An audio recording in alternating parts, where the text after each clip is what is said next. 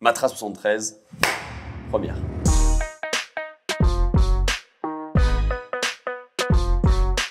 Dans la vie, comme en course auto, le destin ne tient souvent qu'à peu de choses. En endurance tout particulièrement, de simples détails peuvent avoir des conséquences majeures. Parfait exemple d'une destinée rocambolesque, la victoire de Matra aux 24 heures du Mans 73. Retour sur ce mythique succès français dans la Sarthe, probablement l'une des plus belles éditions de l'épreuve où la chance et la malchance se succèdent pour nous offrir un scénario plein de suspense.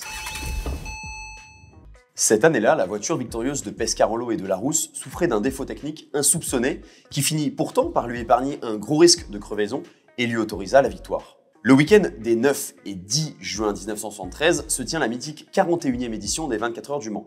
Nous sommes un peu avant la course, les prévisions météo semblent clémentes et une foule de plus de 250 000 personnes affluent sur le circuit. Le spectacle s'annonce merveilleux dans la catégorie Sport 3 litres. Ferrari engage 3 312 PB, les Porsche 908 et 911 RSR 3 litres sont aussi de la partie. Matra sort les grands moyens et aligne 4 670B au milieu des Mirage M6 et des Lola T282. La Ferrari numéro 16 a signé la pole en 3 minutes et 37 secondes, suivie de la deuxième Ferrari, la numéro 15 de X et Redman. En 3e et 4e position sur la grille, on retrouve dans l'ordre les deux Matra numéro 10 et 11, respectivement celle du duo Beltoise-Sever et Larousse-Pescarolo. Le duel s'annonce alors acharné entre les V12 Ferrari et Matra qui sort d'un doublé l'année précédente. Plutôt confiant, Pescarolo pronostique dans l'équipe, sur nos 4 voitures, l'une cassera, une aura un accident, une gagnera et la 4e sera derrière. Amusant. Côté français, avant la course, Matra dispose de 2 informations en apparence anodines, mais pourtant cruciales pour la suite. La première, une petite alerte sur les gommes. Aux essais, Jean-Pierre Josso, sur la 12, s'est plaint d'une différence de taille de pneus, effectivement bien réelle, avec au moins 3 cm de plus à l'arrière gauche. L'incident est interprété sur le moment comme venant d'un simple lot défectueux ou d'un amoncellement de gomme occasionnelle sur les arêtes du pneu. La seconde information concerne une différence en vitesse de pointe. La numéro 10 et la numéro 12 roulent parfaitement bien, mais la numéro 11 et la numéro 14 n'atteignent pas tout à fait leur vitesse maximale.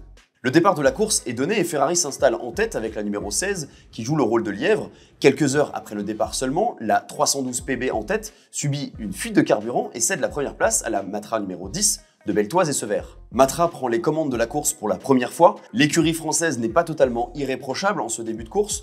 Toutes les autos du team sont calées sur la même stratégie, les pilotes se gênent mutuellement et perdent du temps pendant les premiers ravitaillements. L'équipage de la 11 est averti, l'usure des freins est problématique, il faut qu'ils soient moins agressifs dans leur conduite.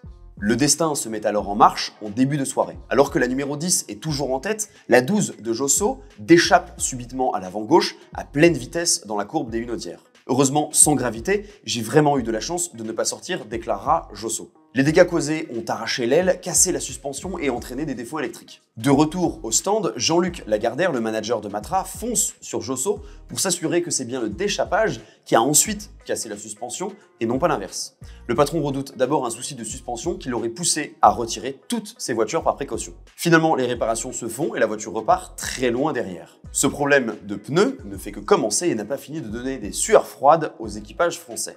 Avant la tombée de la nuit, nouvelle alerte, la numéro 10 connaît de gros problèmes de pneus et déchappe elle aussi à pleine vitesse, elle aussi dans les Hunaudières.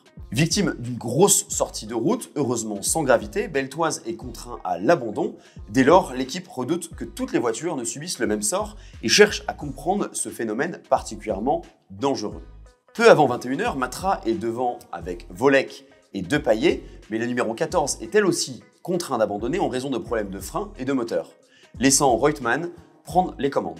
À ce moment-là, Ferrari mène et passe en supériorité numérique avec 3 voitures contre 2 pour Matra. C'est le creux de la vague, seule la 11 est encore bien placée, en 2e position, encerclée par 3 Ferrari et toujours avec une usure suspecte de ses freins. La 12, très retardée par son déchappage en début de course, remonte doucement, mais reste loin, tout juste dans le top 15. À 2h30 du matin, la chance tourne enfin, la numéro 17 de Reutemann et Schenken casse son moteur, Ferrari semble avoir des soucis d'usure. Au petit matin, la Scuderia est devant avec la numéro 15, mais Matra roule très fort. La 11 commence à remonter sérieusement le leader et la 12 continue désormais son comeback dans le top 10. Vers 9 h, la Ferrari numéro 15 perd du temps et laisse la tête à la Matra numéro 11 après des ennuis mécaniques et de longs arrêts au stand. Les pépins techniques touchent aussi les leaders français avec des problèmes de démarreur et des vibrations inquiétantes. Les pilotes sont de nouveau avertis, l'ingénieur Gérard Ducarouge fulmine « Arrêtez de bouffer les freins ». Matra redoute de voir à nouveau l'une de ses voitures perdre un pneu à pleine vitesse, comme la numéro 10 et la numéro 12 un peu plus tôt. L'équipage perd du temps au stand mais parvient à rester devant. À ce moment-là, moins de 3 minutes d'écart entre les deux leaders, la Matra doit rouler sans retenue malgré le risque d'accident.